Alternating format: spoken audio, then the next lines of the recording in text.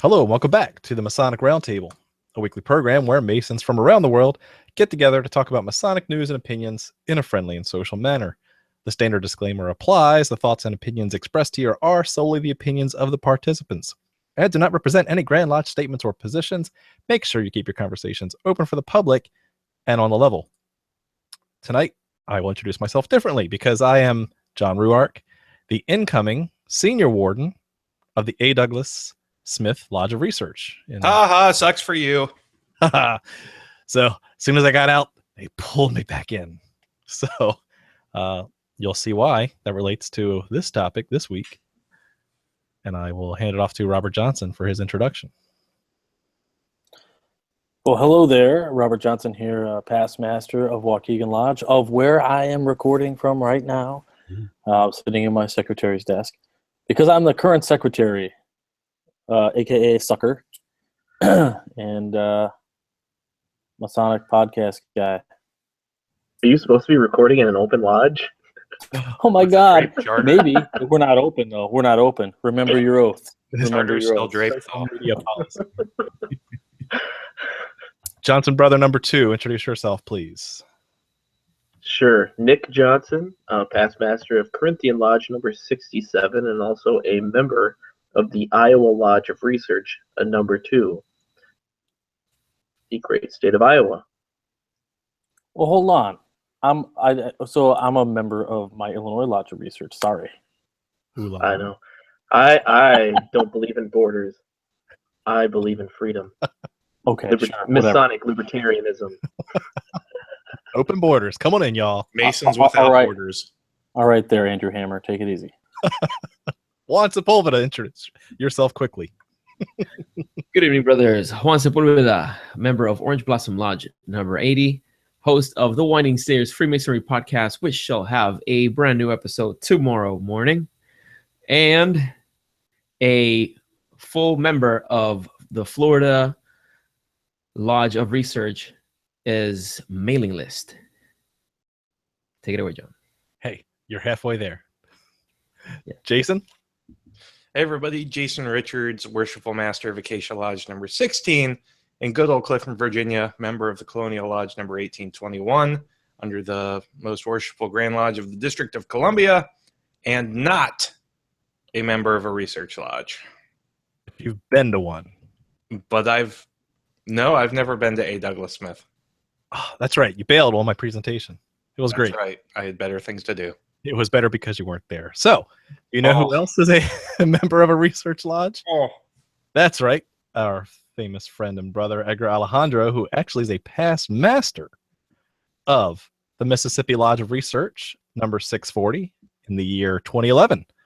So, worshipful brother, Edgar Alejandro does more than Masonic research. He also creates great Masonic products at his site, MasonicRevival.com. And if you haven't heard before, go check it out. It's a good site. And not only do they sell great ties, lapel pins, accessories, watches, also use promo code TMR at checkout. That is TMR to get free shipping just in time for the holidays. Jason, isn't it about time for a Masonic Revival? Yes, it is, John. Great. Moving into our first Masonic news topic for tonight.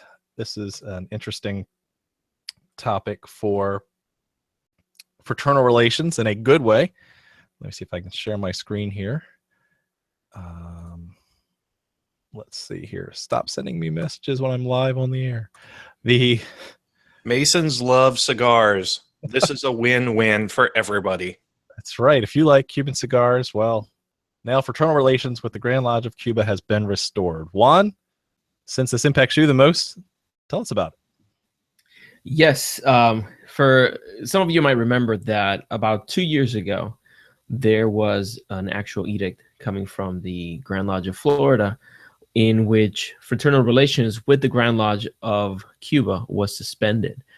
It all stemmed from a disagreement related to some clandestine lodges that were opening up in Florida under the auspices of Cubans in exile forming together Masonic lodges. So this, it was a bitter time, because we do have a lot of brothers in Cuba, and none of them were able to visit, sit in lodge with us, even if they were members of regular lodges elsewhere. If they had dual membership, and one of those memberships was the Grand Lodge of Cuba, they couldn't sit in lodge with us.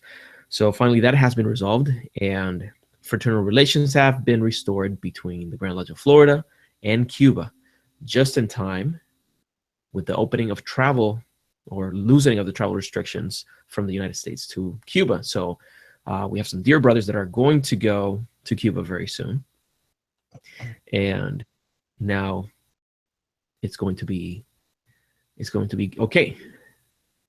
That's super awesome. Yeah, and one thing that brothers did, well, I wasn't fully aware of, is like Cuba has been open to other countries. It hasn't been open to Florida. I mean, to U.S. travel. So we've had many brothers from other countries that have traveled to Cuba many times, but now American brothers have more flexibility to do so. I do find it interesting now that, I didn't realize that the Grand Lodge of Cuba really had even existed, because if you look at totalitarian, dictatorships and communist dictatorships across the world, those are typically the countries, along with those heavily steeped in Sharia law, that ban Freemasonry. So for me, it was kind of eye-opening to realize that Cuba actually did have a functioning Grand Lodge. So congratulations. The door's now once again open, and hopefully good fraternal relations will commence. Next Masonic topic for tonight is something kind of a nice good feeling piece, where the Big Night Entertainment Group seeks approval for a restaurant in a Masonic lodge. And so the paperwork is still being approved by the various authorities, but a Masonic temple in Boston Common, or near Boston. It's the Grand Lodge of Massachusetts that Scott Sherman and I went and visited with a couple other brethren back in May or June this year. They're going to rent out part of their facility and have a French restaurant be one of the tenants. So that's good news to hear. I'm thinking more of the burden that's going to lighten for the junior stewards who are going to have to cook dinner for the lodge, when you could just go downstairs and have it right in your own lodge building. Well, that's assuming they're not going to. No, Masons are cheap and they like to complain, right? They're not going to afford any French cuisine, trust me. Well, they might. Like a month or two, and then. Yeah. Well, honestly, this caused a little bit of an uproar, I think, on Facebook. I saw that in like the Winding Stairs Freemasonry group a little bit, where people were like, "Oh, it's a Masonic building. You shouldn't, be renting part of it out." It's like, but you do what you need to do to get revenue for the building. I think it's perfectly fine. You shouldn't rent part of it out. How about the Grand Lodge of the state of Illinois, where it was in Chicago, and the whole bottom floor was nothing but retail space? How about like, there's a lodge that I visited passing through Arizona, where the bottom floor was a restaurant, and you had to go into the restaurant to go up the stairs to go to the lodge. That makes no sense. That's a ridiculous argument. Yeah, and how about the lodges in colonial America that were taverns and had a little bit of a space for a lodge? Come on, man. Wait, so your guys' lodge buildings don't actually have retail space underneath them? Because mine does. So I'm just kind of confused by, like, I didn't know that this wasn't a thing. I thought this was just like what everybody did. Well, Grand Lodge of Virginia, brought to you by McDonald's. Didn't Tom Acousty write a piece on that for April Fool's Day Tom 3 years ago? Yep. Yeah, it was the one where they started going into strip malls because they were trying to get to where the people are.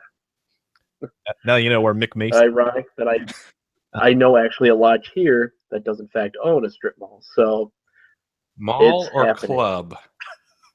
Actual mall. Okay. Tenants.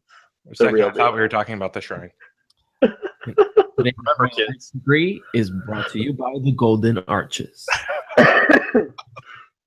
Royal Arch degree brought to you by the Golden Arches. Hey, remember, kids,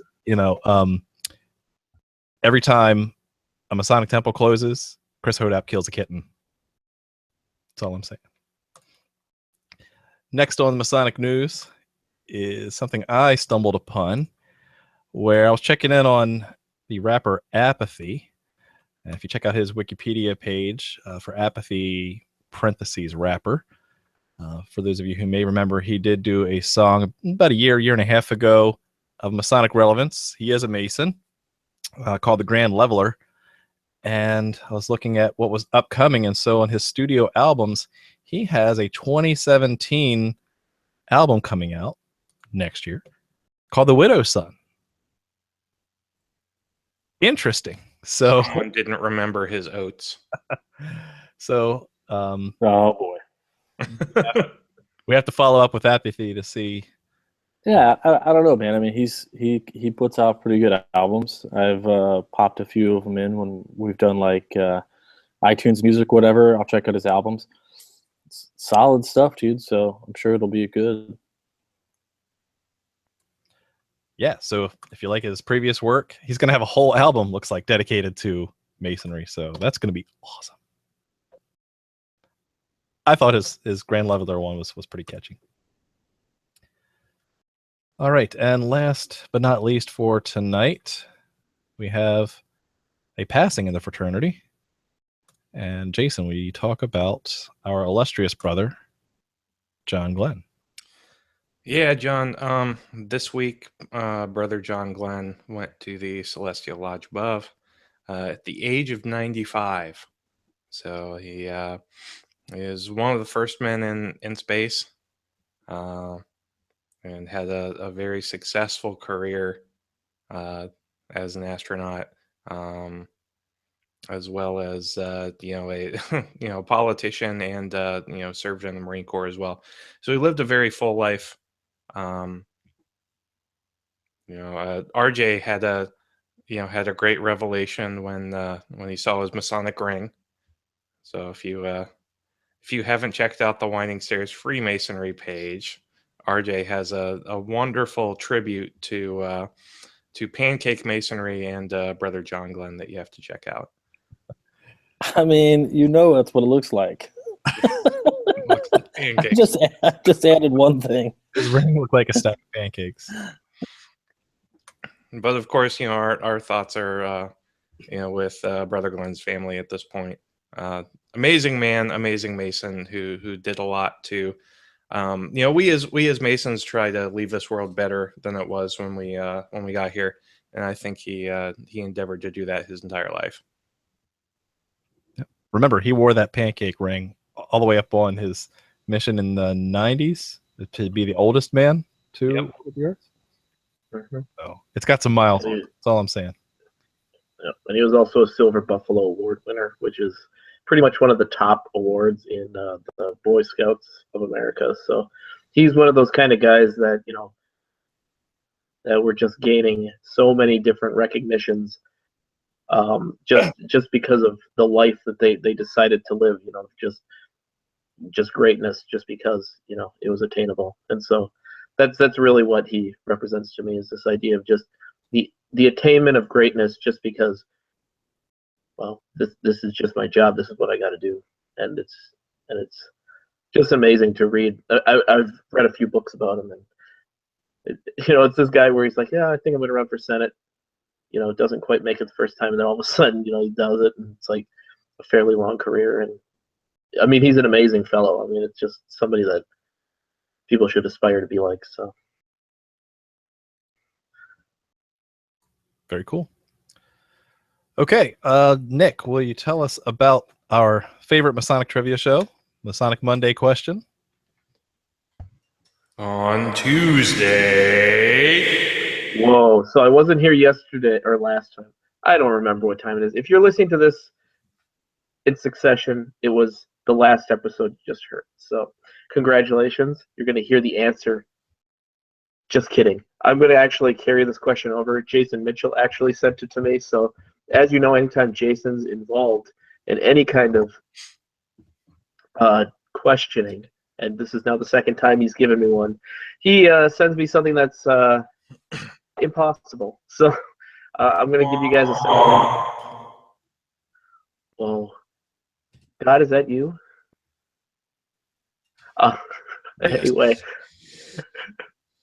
So this is the question again, just because it's really, I thought it was very fascinating, because I did do the research and I did get it right. I didn't let him send me the answer right away. So the question of the magnitude of alchemical influence upon or in American Webb work is contentious.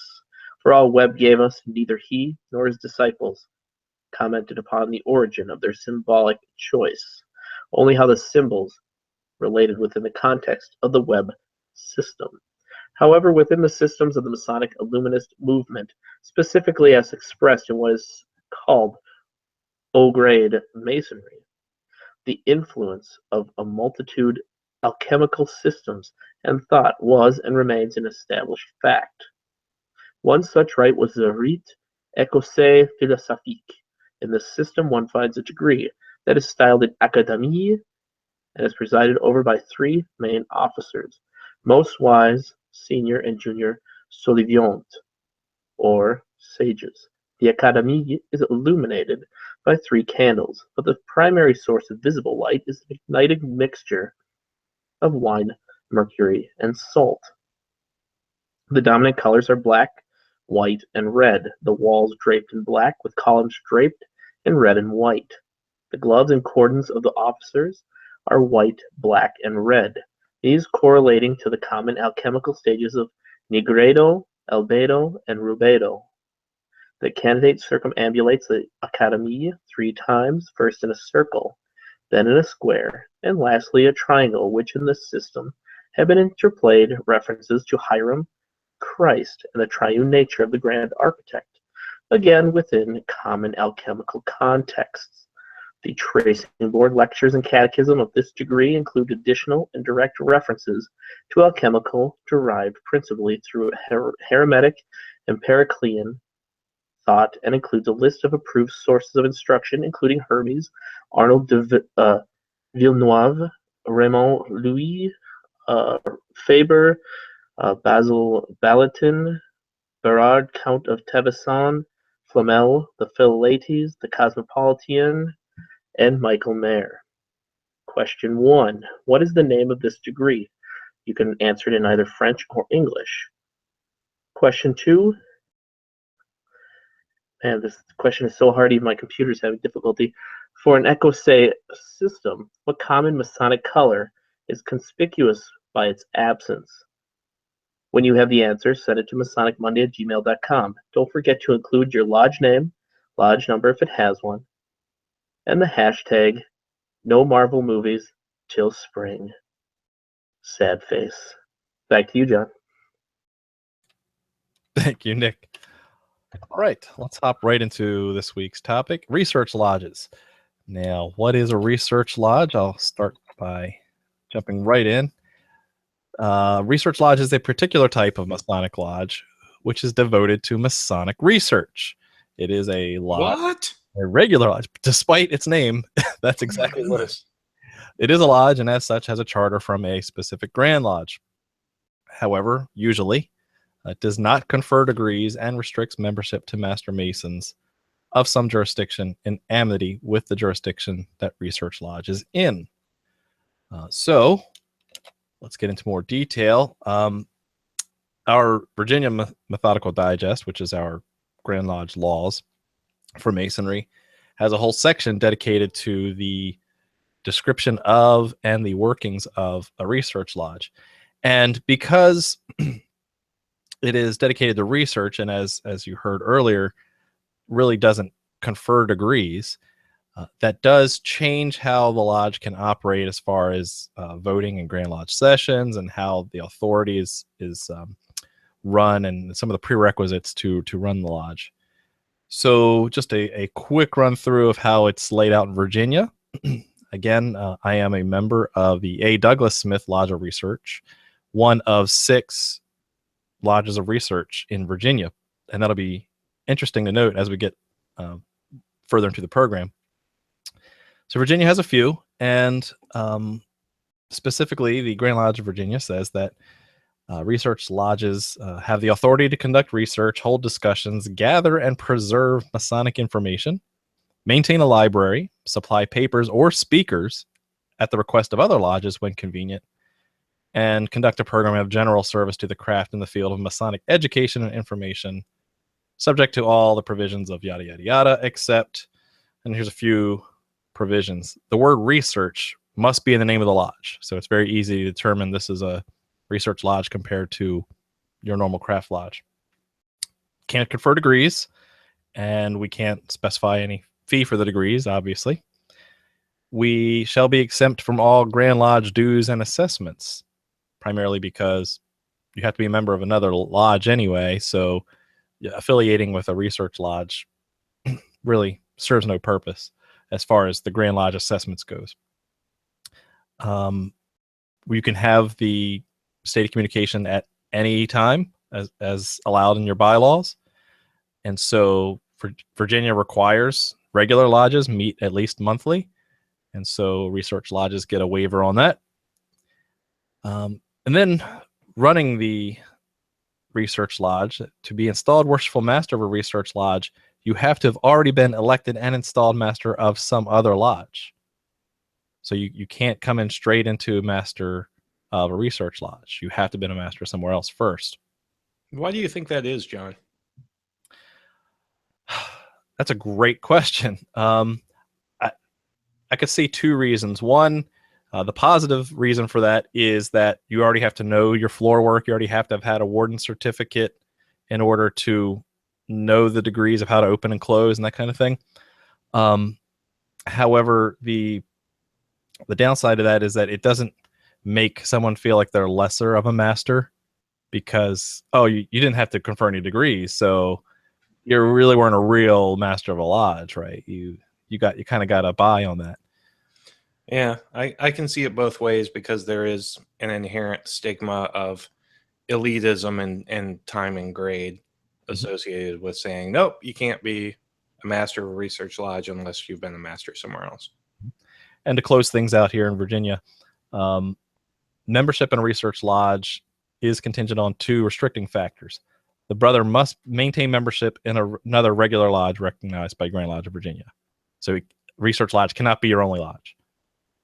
And you can be a member only through affiliation, right? That you can't get your degrees there, right? Obviously. So, and then finally, if you fail to pay dues, you don't get kicked out of your regular lodge. So, it relaxes some of the requirements for a research lodge. But other than that, it's fully chartered and operates under the Grand Lodge of Virginia. So how do things work over in Illinois? So Illinois has the Illinois Grand Lodge of Research, or Illinois Lodge of Research. It is treated as an independent body. There is no, you just have to be a Master Mason to be a member. I believe a lifetime membership is $600 or it's $10 a year. The Illinois Lodge of Research meets once a year at the Grand Lodge sessions only. Unless they hold a special meeting at some other time during the year. I think they're supposed to have 2 meetings, so they might be required by the bylaw to meet twice a year, but I don't think they might try to meet twice a year, so they might it's very informal. You sit in a conference room, they say, okay, we're open. Who are the next officers every year? That's how it works. It's a shadow of an organization. I don't think our annual publication that comes out, they are constantly pushing out articles. They publish articles, right? So they want the members to push articles out and submit them. The real issue with the Illinois Lodge of Research is that within their bylaws, it states that essentially, if you submit a piece to them, it's theirs. So they get a lot of guys who aren't going to put anything in those proceedings. They're not going to submit any papers because they want their own work. And largely, the second half of it is that there are probably 4 or 5 guys who have had their papers published in the Illinois Lodge of Research, the same guys probably for the past 20 years, because nobody else writes anything. And I think that's probably an issue with the only meeting a couple times a year. Nobody takes it seriously. They just like, oh, sweet, yeah, I show up a few times, and pretty soon you're the master of the Illinois Lodge of Research. And as such, okay, I got that title in my back pocket, and I didn't have to do anything for it. I think it's a little. The organization in Illinois is trying to rebuild. We've got a great new master who came in this year, Jim Tome, who actually was just here at the lodge right this evening doing a 6th degree with us.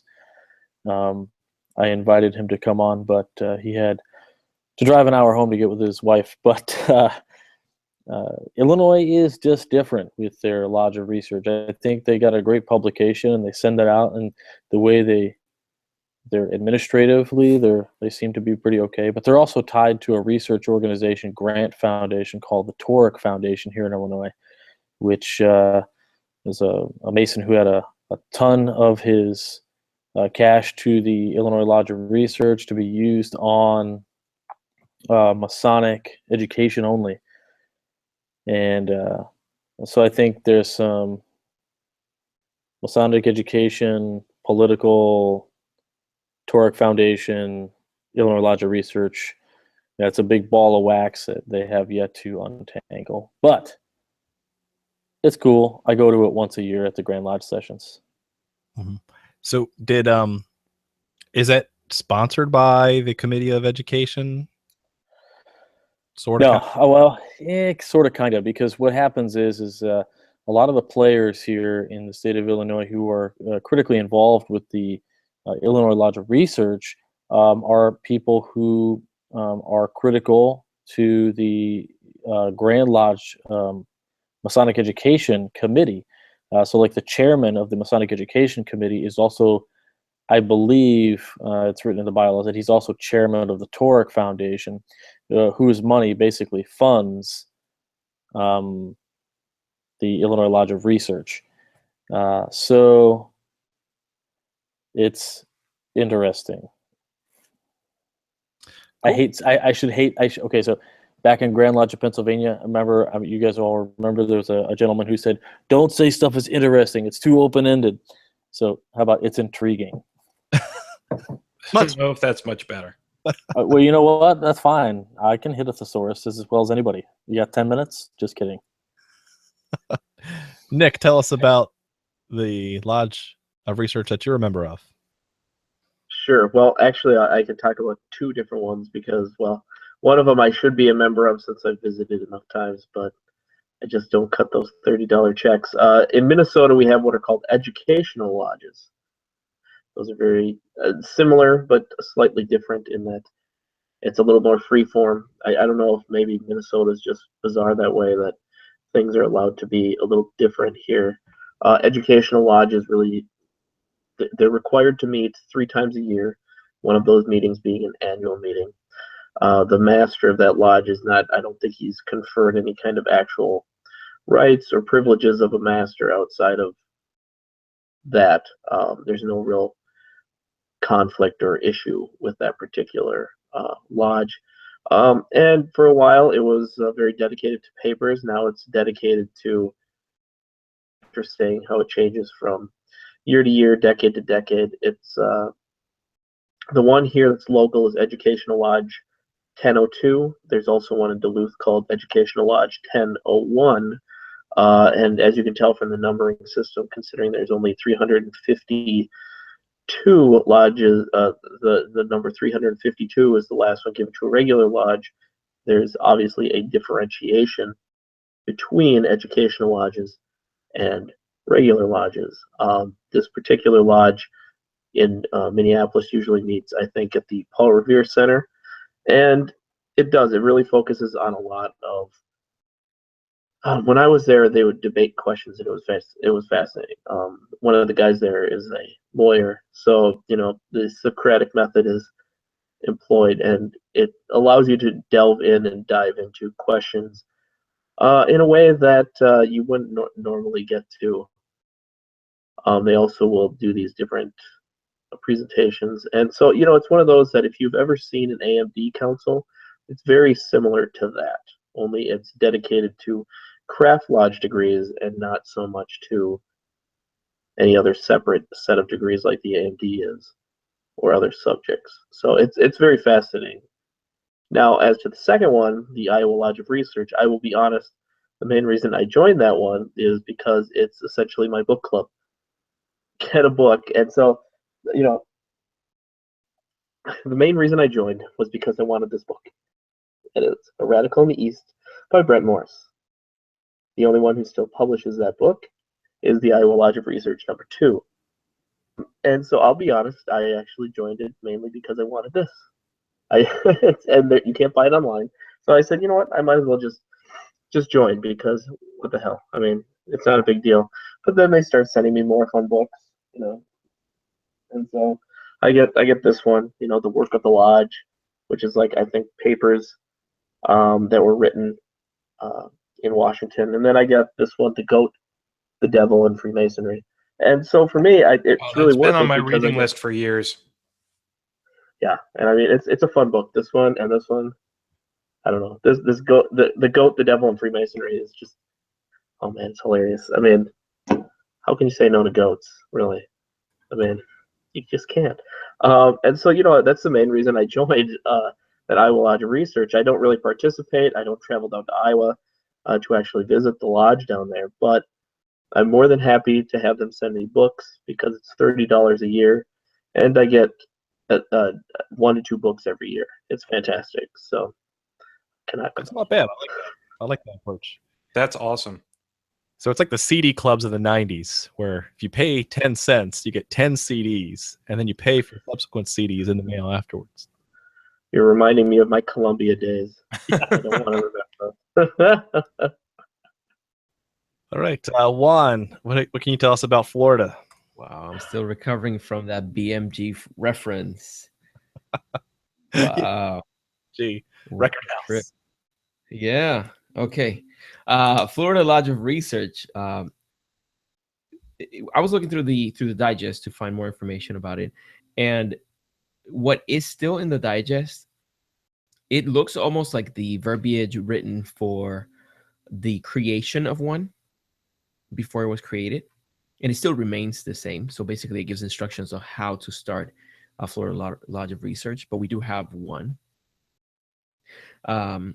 But there are a couple of interesting things that I found in it, and one of them is, if we didn't have one, all we would need is 20 or more Florida Masons in good standing to put down their name for it.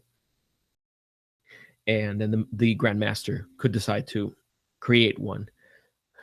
Excuse me. But we do have one, and it meets quarterly. It also publishes quarterly. So you could join their mailing list and get information about it, but it's relatively inexpensive to be a member. You have to be a Florida Mason in order to join the Lodge of Research, and it's $20, or a life membership for 20 times that. And I looked at the quality of the papers that are submitted, and I've enjoyed them. I've printed a few to read through them. But I'm not sure, like, the incentive that brothers would have to join it. I'm not sure if you can still go and read the papers. I don't see what's the incentive for brothers to be members, especially a life membership. Maybe I'm missing something, but no, yeah, I see where you're coming from too, because to me, like, if you only meet a few times a year, and you're not getting much out of it outside of getting a personal copy of the minutes or the papers sent to you once a year, I just don't know that it's that worth it. And I'm just gonna say this. I mean, there's gonna be some guys who might come down on me for saying this, but the quality of the papers that we get, I mean, they're not great. There's little to no editing that's happening, and some of the facts presented are just easily thrown away with a dictionary. You don't even have to grab a Masonic book. So there's a danger there too, and part of me wonders if that's just a byproduct of, we'll take what we can get because we're not getting much. So maybe there just needs to be a better incentive program to join, and then maybe you get better papers. I don't know, but I feel you, Juan. If we had a national lodge of research where it's just across all states. How are you going to do that without a national Grand Lodge? Let's make one. Oh, it's AMD. That's AMD. Got it right. Research Society. No. As Robert said. AMD has your miscellanea every year that has decent research papers. It's not Blue Lodge, though, so it's a little bit harder to get into in the United States. Yeah, invite only. So now, to that point, let's just say one state like Virginia, who happens to have the most research lodges on record. One thing that you can do is any Master Mason from a jurisdiction that Virginia recognizes can be a member. So, for example, we do have like a Civil War Lodge of Research, 1865, that people who like Civil War research and Freemasonry, they come from all over and are members. Confederate flags. And yes, they have a lot of research done about the South, especially being in Virginia. But the interesting thing is that I have heard where someone wanted to be a master of that lodge who was not a Virginia Mason, but because he was a member through affiliation, it was all cool. So as long as he was a master of somewhere of his previous jurisdiction, it all worked out. But I think the real question you're getting to, and I'll come out and say it, RJ, is not so much the value proposition for a single research lodge. If your Grand Lodge has a singular research lodge, that really doesn't seem as valuable as like the franchise method that Virginia does. But even then, shouldn't all lodges be research lodges? Yeah, exactly. So look at the formation of your Grand Lodge or your lodges of research, and when they actually really started to grab a foothold here. And you can't help but notice, I'm going to use Frater O's amazing terminology. You'll discover shocking correlations between the influx of war vets who are looking for a service organization and the formation of a lot of the research lodges, societies, formations of outside organizations. And that's because we got pushed out. Plain and simple, in a lot, not everywhere. There's going to be people out there and say, you're wrong. I'm not talking about everywhere, but you will see that quite often, and there's a good correlation there. And I think it's got to be great having a lodge, several research lodges in a state. But, I mean, when you got the Grand Lodge of the state of Illinois and you got 1,500 Masons converging upon one city, and one afternoon at 2 p.m. after sessions is over, the Illinois Lodge of Research meets and there's 20 people there, and you got 1,500 Masons who could attend, probably tells me that not too many people are excited about Masonic research, or completely disenfranchised with our own organization. It would have been great to have on this program tonight would have been somebody from the California Lodge of Research, because they've got two. They got, I think it's a northern and a southern. Mm-hmm. That's pretty phenomenal. Their website is pretty effing cool. Their book collection is pretty cool. I mean, it's one of those that I still look through their catalog and try and figure out what to add to my library without my wife getting mad at me. Hey, no. So to that end, right? Greg Kaminsky told me it's not a book you're adding to your library. It's reference material. It's reference. You're building a reference library. You might need it one day. Actually, just throw out the idea of or the word library completely, because that sets my wife on edge. So it's just reference material. That's all it is. You have one of the most beautiful walled bookshelves I've ever seen. So Yes, because my wife sorts the books by color. well, okay, but it's still you I'm have a cool book like, wall. No, Soviet history next to like Dave Sedaris. This doesn't work. Right, but so back to John's point, shouldn't all lodges be research lodges? Like, yeah, why aren't we? I mean, what did you come here to do? You came here to learn, and then we just throw that out the window, right? After we get through our 3 Oh, degrees. right, yeah. Oh, hey, by the way, you're a master mason now. I give it you strict in charge to go learn everything yourself. Go figure it out. Go figure it out. Don't ask me. I'm just here to run the lodge and tell you when that pancake breakfast is. You want Saturday, more mentorship? Let's tickets? go to Hooters. Otherwise, you're on your own. And just ask your mother about the birds and the bees. I don't want to talk about it. My favorite is right. They're like, we don't have time for Masonic education or Masonic research in the lodge. Hey, before everybody scrams out of here when we close the lodge, stick around. I got gun raffle tickets for the whatever club. Now, I have a question because I see that the Florida Lodge of Research was established December of '73. It was a very different process to do any kind of research then. Like right now, I'm sure that you have a collection that surpasses what most people had access to physically then. So I wonder if this is almost like a concept that, yes, it was very useful and very helpful to the betterment of the knowledge of the craft, but now it's almost unnecessary because you could read papers until you're on your phone instantly, anywhere, right? Anytime. So at one point, yeah, it was necessary for someone to have dedicated time to go and go after reference material and put something together that's substantiated with citations. But like right now, we can do that without leaving the house. So yeah, I wonder if that has taken not the necessity, but the perceived value of this for the modern Mason. It's I think maybe that's where the success of California comes in. They've got an extensive online library, from what I understand. Like Illinois Lodge of Research, for instance, its inception was 1976, I believe. And that's not that long ago, and that doesn't correlate with a war or an influx of membership. It's probably on the downturn.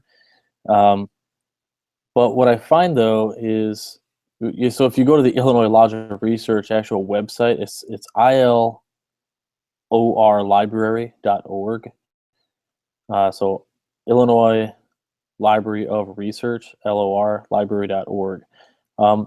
It's a really basic site, and there's just nothing there. And it's like, if you click about, you can't even go back to the homepage. There's no links or anything. And if you want to go there, you can stop by. Monday, they're open from 6 to 10 p.m. And on Saturdays, they're open from 7 to 9 a.m. and by appointment. And the last time this website was revised was August 14th, 2009. So, I mean, 7. For me, like the Lodge of Research has always been like, oh, it's kind of cool, but it's kind of a joke. I really didn't know how it worked in your respective jurisdictions. I mean, Virginia sounds like maybe you guys got it going on. I don't know. Yeah. So to pull the thread on what Juan was saying, I was going to save this to the end, but it's kind of apropos. What if a couple of Virginia Masons, 25, to charter a new lodge? I know we've done that with Patriot Lodge recently. Sign a petition to get dispensation to open a research lodge under the Grand Lodge of Virginia. Keep the same rules any Master Mason can affiliate. Have a virtual or online-ish kind of lodge. Now, Virginia has Castle Island. Virginia has, yeah, very much like Castle Island. Virginia, you can't stream lodges yet, but that would be a good thing that any Master Mason can say they're a member of. A new kind of research lodge that would be more accessible, be more online, post more than papers, public domain books, podcasts, videos, kind of aggregate this thing and make it an actual good resource instead of a once a year event at a Grand Lodge session. I think the answer to that is because we already did it. There you go. Here it is. The archive of all things that are amazing on Masonry, whether it's podcasts and old books, whatever it is, it's called your web browser. It is. But you know what? Like any day, you're not really doing me any favors by aggregating anything. Mhm. I don't care. I'm just going to go direct to source. If I want a book, I'm going to go to archive.org. I'm going to find it. I'm not going to go to my local library. I mean, I love my local library, and I can get a lending. If I want the hard copy book, yeah, I can put in the request for it, wait 2 weeks to get the book and check it out and bring it home. Cool. But archive.org or any number of really good archivist websites, especially there's a couple that Fraternal and I have talked about before, have just about probably a bigger collection than the House of the Temple, and it's all online. I mean, I get it. You don't have that book in your hand. But if you're going to charter an online lodge, I don't know if there's a real need to aggregate anything anymore when you've got, like Tom Acousti's got just about every damn thing under the sun on his website, which is great. Like you can just go there. It's all you need. That, Bessel, I got nothing else about it, whatever. Very true. Okay, I think we are at that time where we should go to social media. So what are they saying on social media, Jason? All right, great conversations all around on the Facebook page tonight. So from Brother Mike Hambrecht, we'll open it up with a question. And his question is, what makes these research lodges different from Philalethes, the Masonic Society, or the Masonic Services Association of North America? They don't operate for a profit. Just kidding. Yeah, Bingo. I was going to say yes. Well, it's true. So aside from that, and honestly, when it comes to Philalethes and Masonic Society, especially, like if you're a member of a research lodge, like anybody can participate. With the Masonic Society and Philalethes, you might be able to participate in research if your work is good enough and it's accepted for publication, etc. But I feel like research lodges have much more of a grassroots participation feel. Well, yeah, that's true. At least between Philalethes and Masonic Society, there was the history of the Masonic Society is directly related to the Philalethes, which begs the question even further out is when you're dealing in a national organization and, cooler heads don't always prevail, things like that occur. And so, it's one of those that both of them exist, the second one after the first one, because on a national stage, you have national level players, and national level players like to butt heads because that's just what they do. So, I think that's the one danger, at least on that level, because at a state level, you have a little bit, as Jason's saying, you have a lot more control. And especially with the Philalethes, unless you are fortunate enough, like in the state of Minnesota, that you have a particular chapter, it's a little bit harder to get a close relationship with these national level research bodies. Yeah, so we have our Philalethes Society here in that meets in Chicago. I'm a charter member of ours, and it's kind of a cool organization. But then the flip side is your Masonic Society, which you join, you get a patent, you get a pin, and then you get to put some kind of thing after your name, and I'm not really sure what it means, but a lot of guys do it, and I don't know what is it MPS or something?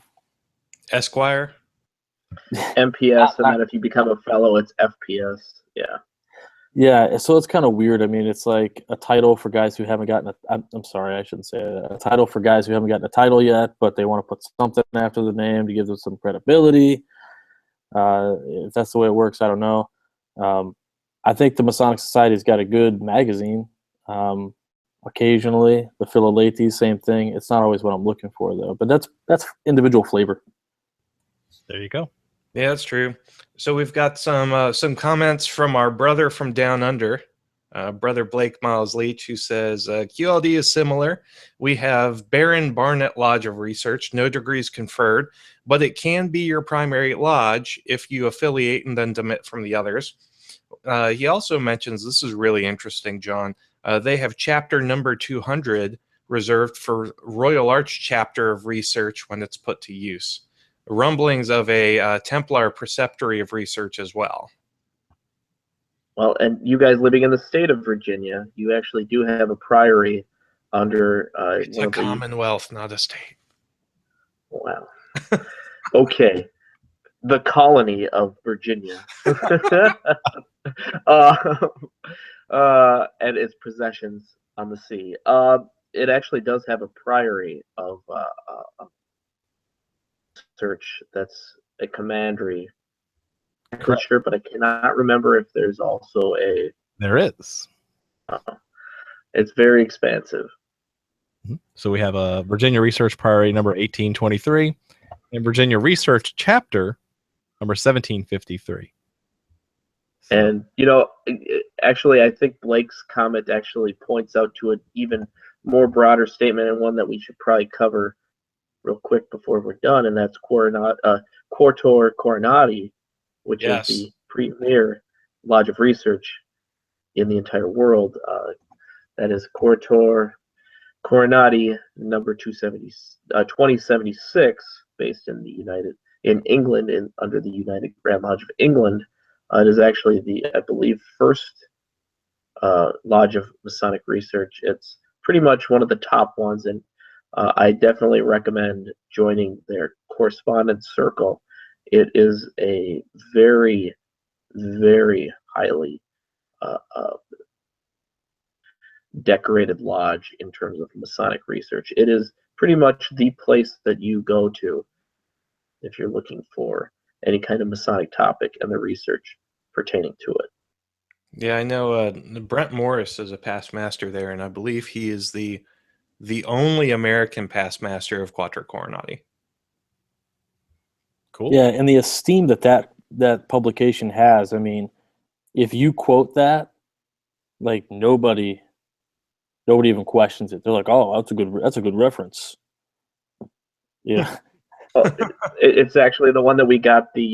Was the Grand Lodge of England founded in 1717 or 1721? I mean, they are the ones doing the research in the Masonic field, and really, I mean, it's totally one of those that if you're exactly right. If it's coming from them, it's the sourcing, the research, the peer review of all of it is just top notch, and I definitely do recommend the correspondence circle for anyone. Now, I know we didn't touch on this earlier in the episode, but do want to make sure folks know that research societies aren't just on the mainstream Grand Lodge side. We've got the Philaxis Society for our Prince Hall counterparts, which serves as that research aspect for Prince Hall as well. Because as far as I'm aware, there are no specific Prince Hall research lodges, at least as we know them on our side. Correct. And actually, the Philaxis spends a great deal of its time researching the history of bogus masonry, because at least on the Prince Hall side, bogus and clandestine bodies are a absolute terror on that side, because they are just they suck the energy, they steal money, and so they spend a lot of time researching and essentially quashing these bodies using research to get rid of to at least call attention to their illegitimacy.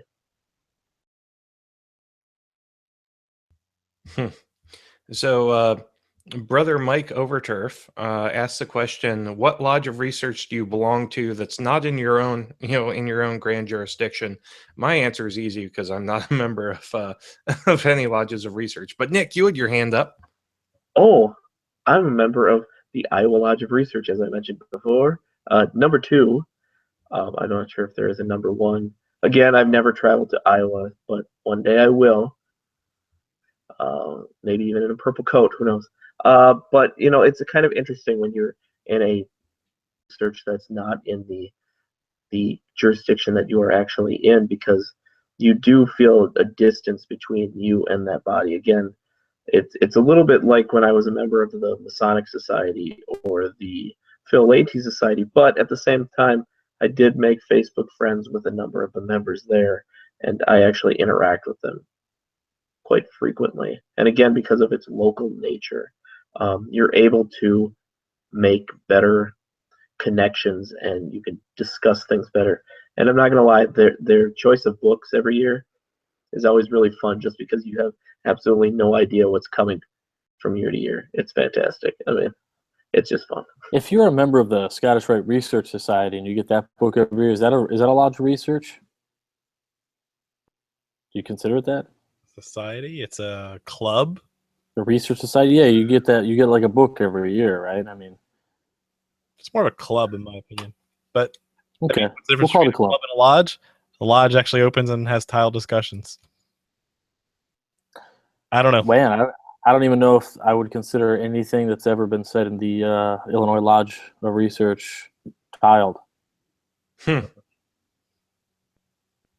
Well, there you go. Interesting.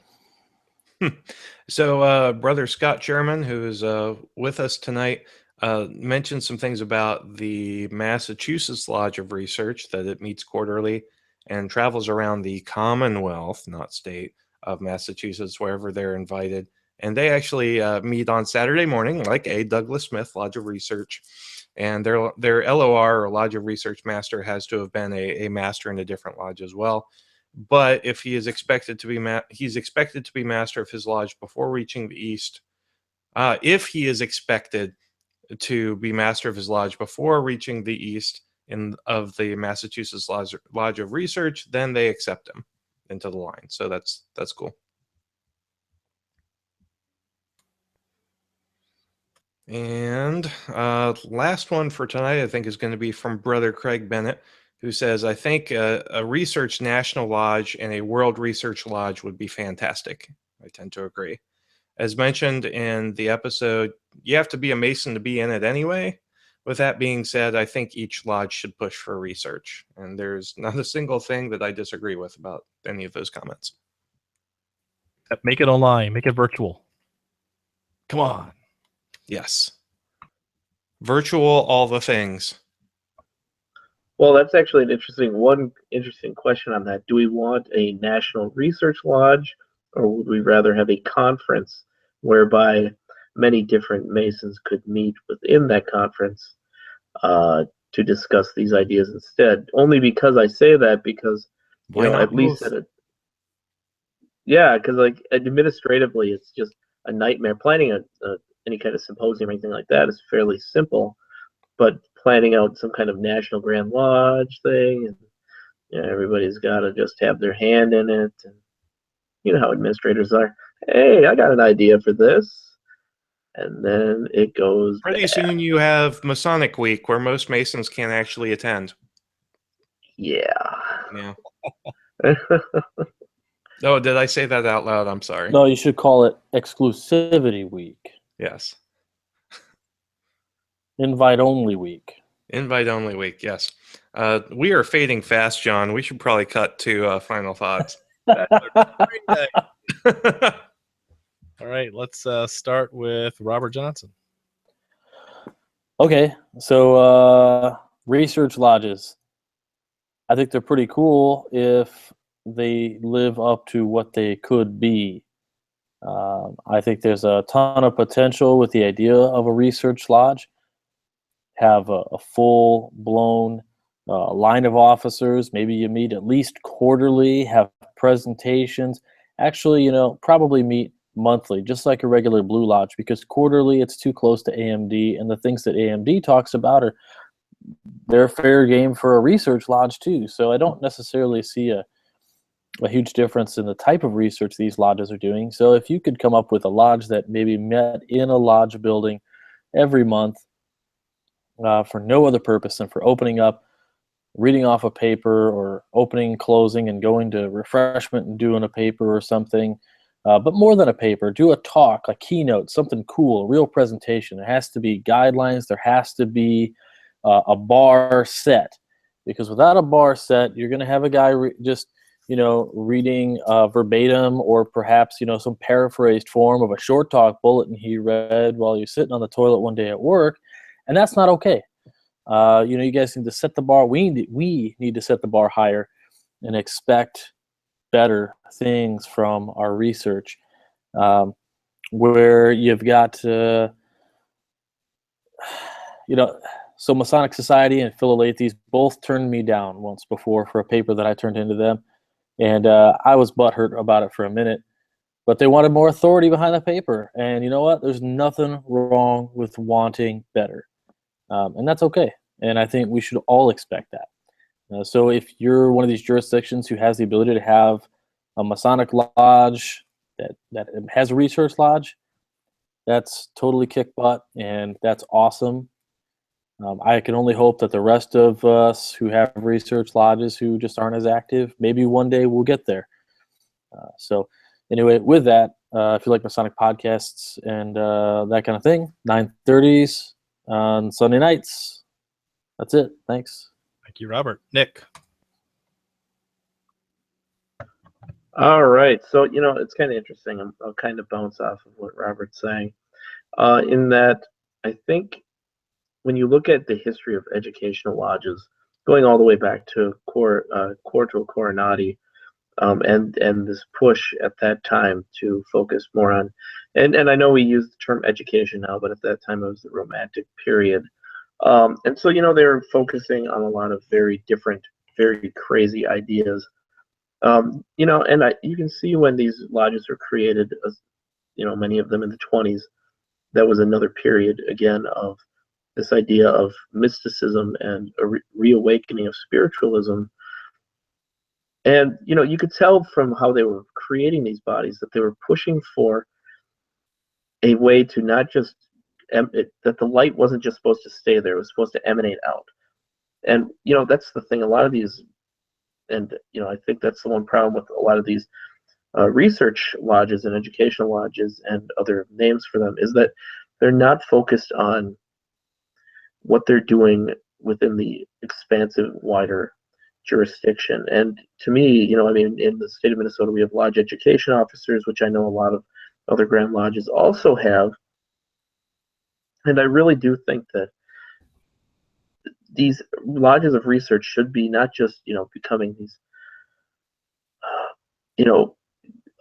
title places, places where people are looking for a way to get another freaking title, because who the hell cares? They should really be there to emanate light out. I mean, you look at, QC 2076, and you're like, whoa, this stuff is amazing. I mean, you're sitting there going, this should be spread to the whole wide world. And guess what? It is, because they make it available to everyone. But a lot of these lodges of research, they just kind of meet every once in a while. They drink coffee and they kind of chat about something that they were thinking about. And I'm like, so what's this different than another lodge? It's not really. I mean, and so maybe standards are one of it, but I think it's mostly purpose and drive. It's what are we doing here? And I think the difference in a lodge of research is that it's supposed to be emanating what it's doing out to the wider jurisdiction. Something that many of them, most of them, almost all of them don't do. So hopefully one day I think it'll change. I think this younger generation, of which all of us are a part of, are pushing that desire and that drive to say this is really unacceptable. Let's make this better, and hopefully it will get better, and I think it will. So with that, millennialfreemason.com. I did write something, I think. I can't remember, but I'll have to check. Thank you, Nick. Juan Sepulveda. Well, thank you all, brothers, for listening and for watching. This is one of the resources that as Masons we have access to.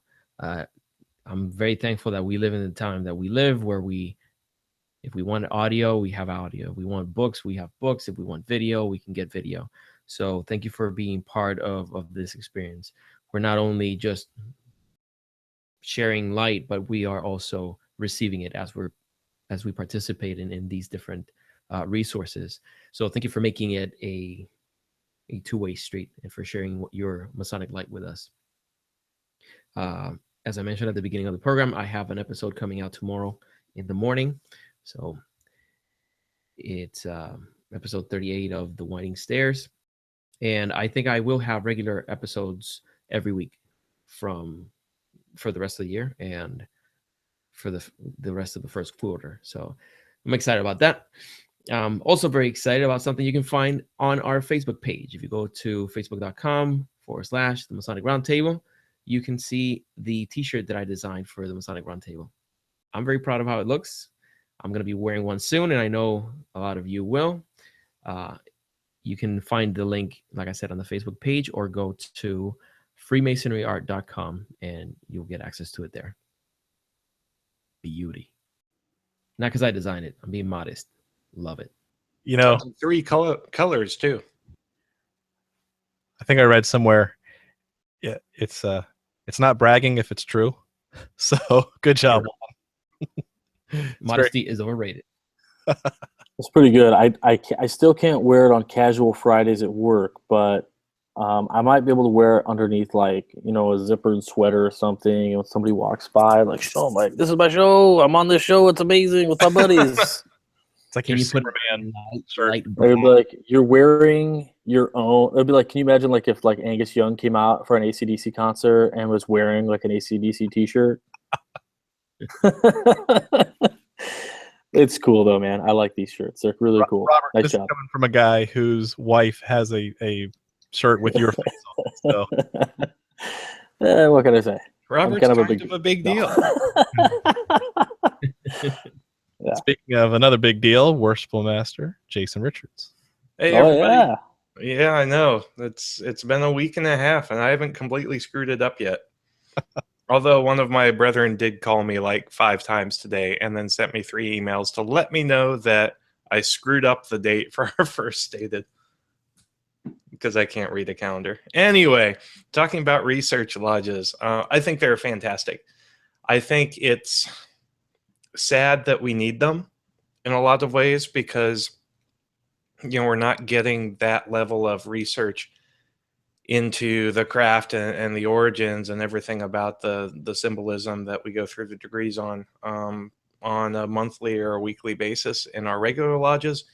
But I kind of take research masonry, I look at it through the same lens that I do traditional observance masonry, in the sense that I'm so blessed that we have different flavors of masonry for different people.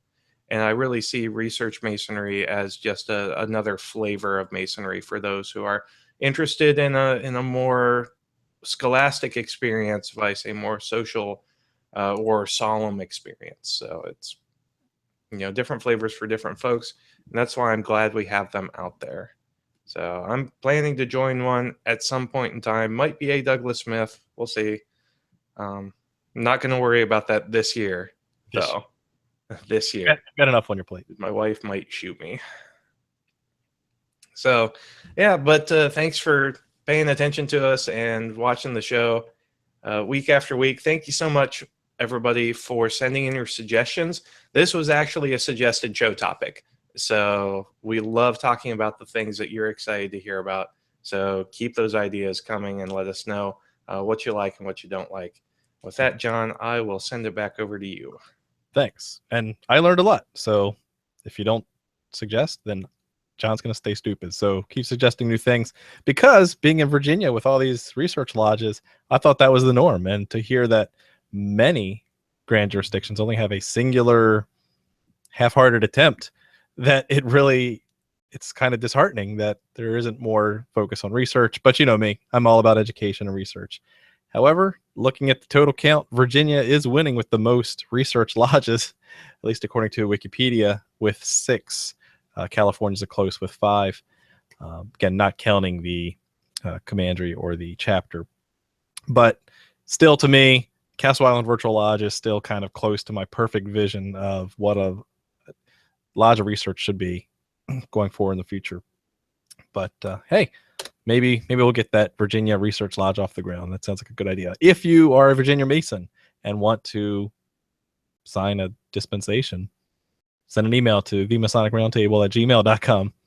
We'll see if we get 25 guys, and then we'll sign the thing and get it started. So, great topic. Buy a shirt. They're awesome. Again, thank you, Juan. And that's all I got. Thank you very much. See you next week. Keep searching for more light.